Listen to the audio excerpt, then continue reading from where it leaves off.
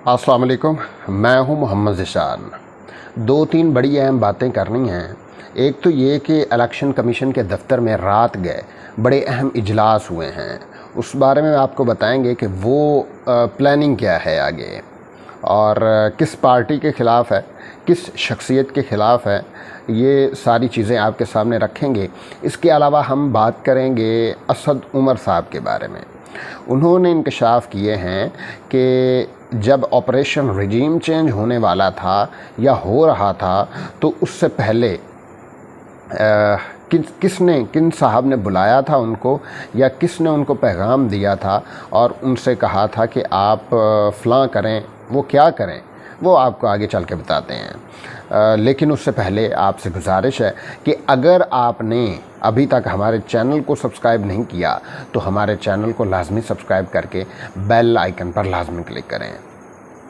अच्छा जी, सबसे पहले तो आपको बताते हैं कि इलेक्शन कमीशन के ऑफ़िस में इजलास हुए हैं और रात गए इजलास हुए हैं। ये फ़ैसला किए गए हैं कि फ़ैसले तो खैर अभी उसकी प्रेस रिलीज़ जारी नहीं की गई, लेकिन प्लानिंग जो दिखाई दे रही है वो ये है कि एक पार्टी को फ़ौरन फंडिंग में नाअहल किया जाए और उनको इस सारी गेम से बाहर किया जाए। अब इमरान ख़ान ने क्या गेम की है? इमरान ख़ान जो हैं वो 9 सीटों पे अकेले इलेक्शन लड़ने जा रहे हैं। क्या कानून इजाज़त देता है? जी हाँ, कानून उसकी इजाज़त देता है, आप इलेक्शन लड़ सकते हैं, लेकिन उनके सामने रुकावटें हायल की जा रही हैं। उनको फ़ौरन फंडिंग केस में नोटिस दिए जा रहे हैं मुख्तलिफ और FIA की तरफ से नोटिस दिए जा रहे हैं। अब सूरत हाल क्या बनेगी? सूरत हाल ये बन रही है कि इमरान ख़ान को किसी तरह गिरफ़्तार किया जाए। इमरान ख़ान का प्लान है 13 या 14 अगस्त को पाकिस्तान भर में मुख्तलिफ़ जगहों पे पावर शोज़ करने का, और उन पावर शोज़ से पहले इमरान ख़ान को किसी तरह गिरफ़्तार किया जाए। लेकिन ये मुमकिन नहीं हो पाएगा। क्यों? क्योंकि अवामी ताकत इमरान ख़ान के साथ है, रेजिस्टेंस आएगी, और अगर जो ऑफिसर उनको गिरफ़्तार करने जाएगा उनका पिछली ज़िंदगी जीना हराम हो जाएगा। वो एक तारीख़ के जिसको कहते हैं कि स्याह-बाब में लिखा जाएगा और पाकिस्तान की आवाम उनका घेराव करेंगे।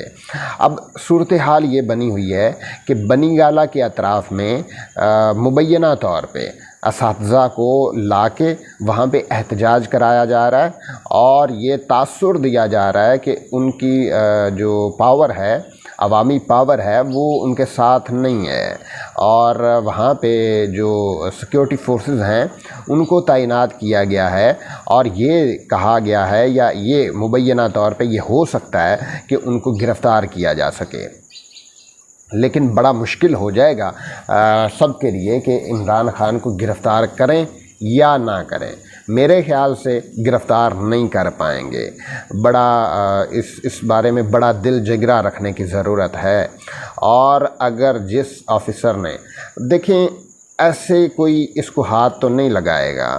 सिकंदर सुल्तान राजा, आपने देखा कि पिछले 6 माह से वो एक जानब खड़े हो गए हैं और इमरान ख़ान उनके बारे में मुख्तलिफ़ जगहों पे मुख्तलिफ़ जो ख़ताब में अवामी शोज़ में ये कहते रहे हैं कि सिकंदर सुल्तान राजा जो इलेक्शन कमिश्नर ऑफ पाकिस्तान हैं वो जानिबदार हैं।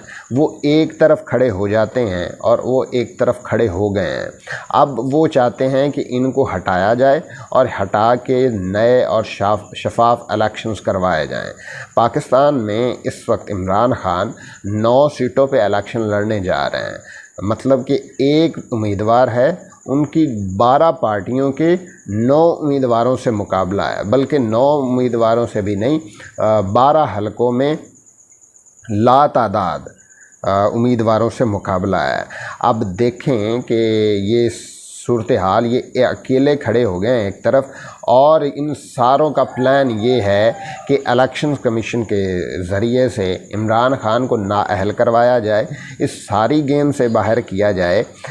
वो कौन था जिसने नवाज़ शरीफ को ये हामी दी थी या ये उनके साथ कमिटमेंट की थी कि आप के आने से पहले इमरान खान जो हैं वो इस सारी गेम से बाहर होंगे, इमरान खान को हम किसी भी सूरत नाअहल कर देंगे और आपके लिए रास्ता आसान हो जाएगा।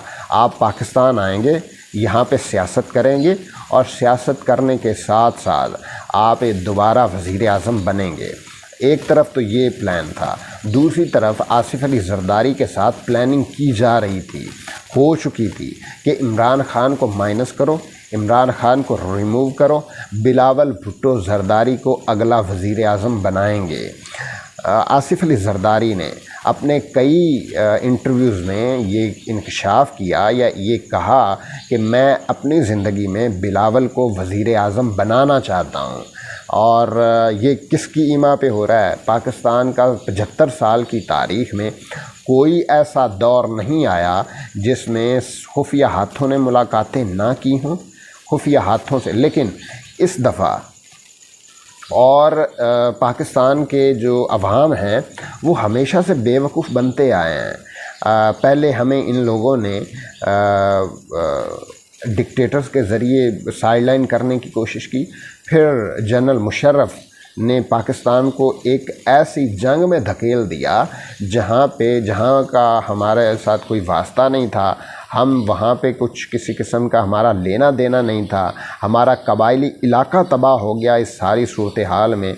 तो हमारा तो लेना देना नहीं था, हमें तो उस सारी गेम से बाहर रहना था। लेकिन अमेरिका की ईमा पे, अमेरिकन को खुश करने के लिए और इन सारों की ईमा पे ये सारा ऑपरेशन किया गया और पाकिस्तान की सरज़मीन अफ़गानिस्तान के ख़िलाफ़ इस्तेमाल होती रही।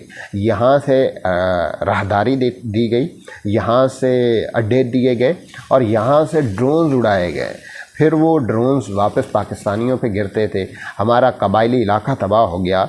कबायली इलाके पे पाकिस्तान, एक तरफ तो कबायली इलाका वो भी पाकिस्तानी थे, वो मर रहे थे, दूसरी तरफ वो कबायली इलाके रिएक्शंस करते थे और वो हमारे सिक्योरिटी फोर्सेस को निशाना बनाते थे, वो भी पाकिस्तानी थे, वो मर रहे थे। तो दोनों सूरतों में नुकसान पाकिस्तान का हो रहा था। अमेरिका को क्या, अमेरिका तो यहाँ था, वो अफ़गानिस्तान चला गया। और शुरू में अमेरिका ने पाकिस्तान को बड़ा नुकसान पहुँचाया, मतलब कि यहाँ से बहुत सारे ड्रोन्स होते रहे। फिर यहाँ से वो जब उनको गेम यहाँ से पलटती नज़र आई तो उन्होंने फिर अफ़गानिस्तान के जो बॉर्डर है उनकी तरफ, पाकिस्तान से मूव करके अफ़गानिस्तान की तरफ कब्ज़ा किया और वहाँ पे अपने फ़ौजी अड्डे बना लिए और मामलात वहाँ से चलने लगे। फिर पाकिस्तान की उनको ज़रूरत नहीं रही, तो इस वजह से ये सारे मामलात हुए। अब एक बड़ा इंकशाफ ये हुआ है कि असद उमर को, आपको याद होगा कि कुछ दिन पहले मुराद सईद ने भी ये इंकशाफ किया था कि हमारी सीनियर क़यादत को एक मुलाकात, एक पैगाम भेजा गया था कि आप इमरान खान का साथ छोड़ दें, इमरान खान को रिमूव कर दें, उनको माइनस कर दें, तो आपको वज़ीर आज़म या आपकी सीनियर क़यादत को वज़ीर आज़म बना देते हैं। अब वो सीनियर क़यादत जो है वो सामने आ गई है। असद उमर साहब कह रहे हैं कि मुझे, जब ये ऑपरेशन रिजीम चेंज हो रहा था, जब ये ऑपरेशन अभी अपने इब्तदाई मराहिल में था, तो मुझे बुलाया गया, मुझे फ़ोन्स किए गए और मुझे ये कहा गया कि आप इमरान खान को छोड़ दें, इमरान खान का साथ आप छोड़ दें, आपको वज़ीर आज़म बना दिया जाएगा। इमरान खान को किससे क्या तकलीफ़ थी, ये एक अहम सवाल है, ये एक अहम क्वेश्चन है। पाकिस्तान के अवाम पूछना चाह रही हैं, पाकिस्तान के लोग पूछना चाह रहे हैं कि क्यों ये ऑपरेशन किया गया, क्यों ये ऑपरेशन हुआ और क्या कोई खुफिया धातों ने या खुफिया ताकतों ने पाकिस्तान की आवाम से पाकिस्तान के जो सबसे बड़ी पार्टी के नए और इमर्जिंग ओहदेदारान थे, उनसे मुलाकातें की और उन मुलाकातों में उन्होंने क्या हामी उनको भरी थी और क्या उनको कहा था, और बैक में या जवाब में असद उमर या इस तरह के ओहदेदारानों ने उनसे क्या कहा, वो बड़ा अहम सवाल है। ये कहा गया, अब ये आहिस्ता आहिस्ता चीज़ें सामने आ रही हैं। अमेरिका ने भी इसकी तस्दीक कर दी। एक उनकी सहाफ़ी थी, आपको याद होगा, उन्होंने कहा कि ऑपरेशन रिजीम चेंज की ज़रूरत थी, क्योंकि जो इमरान खान है वो गए थे, रशिया गए थे और वो हमें पसंद नहीं था। उसके बाद आपने देखा कि ऑपरेशन रिजीम चेंज के हवाले से बड़ी चीज़ें निकलती रही हैं, अब निकलेंगी। अब जो मुसद्दिक मलिक थे उनके बारे में जब उनका तख्ता उल्टा गया तो अमेरिकन्स ने वो भी उल्टा था, तो वो भी तकरीबन 50 साल के बाद ये सारे इंकशाफात हुए थे और ये सारी चीज़ें निकली थी। चिल्ली वाला आपको ये वाक़या याद होगा, आपने तारीख़ में पढ़ा होगा, वहाँ पे भी ऑपरेशन रिजीम चेंज हुआ और वहाँ पे भी ये सारे मामलात हुए, लेकिन वो भी तब नहीं पता चल सका था, बाद में पता चला। अब मामला क्या है? मामला ये है कि इमरान खान को किसी तरह इस सारी गेम से बाहर किया जाए, नाअहल किया जाए और अगला इलेक्शन उनको ना लड़ने दिया जाए। इवन कि उनको ये 9 सीटों का भी इलेक्शन लड़ने के लिए मुख्तलिफ हथकंडे इस्तेमाल किए जा रहे हैं उनको रोकने के लिए। अब देखें कि आइंदा आने वाला वक्त इस तरह का होगा। अब प्लानिंग तो ये भी है ना कि गिरफ़्तार करेंगे, लेकिन गिरफ़्तार करने का ना तो हुकूमत रिस्क लेगी, ना वो ऑफिसर रिस्क लेंगे जो उनको इमरान खान को गिरफ़्तार करेंगे। अंदाज़ा सबको है, अवामी रेजिस्टेंस आएगी, अवाम की ताकत आएगी, अवाम का प्रेशर आएगा। श्रीलंका की सूरत हाल बनते फिर देर नहीं लगेगी, देर बिल्कुल नहीं लगेगी। इमरान खान के लिए पाकिस्तान के सिक्योरिटी इदारे जो हैं वो भी थोड़ा अवॉइड कर रहे हैं, वो भी उनको नहीं छेड़ रहे। FIA का जो बंदा जो रेफरेंस FIA को भेजा गया। अब एक और चीज़ देखें, ये इलेक्शन कमीशन का जो इजलास हुआ था उसमें ये कहा गया था कि ये इजलास होने गया है, उसमें मुख्तलिफ़ चीज़ें डिस्कस हुई होंगी। अब वो ये कह रहे हैं कि इमरान खान तो ऑलरेडी MNA हैं, तो वो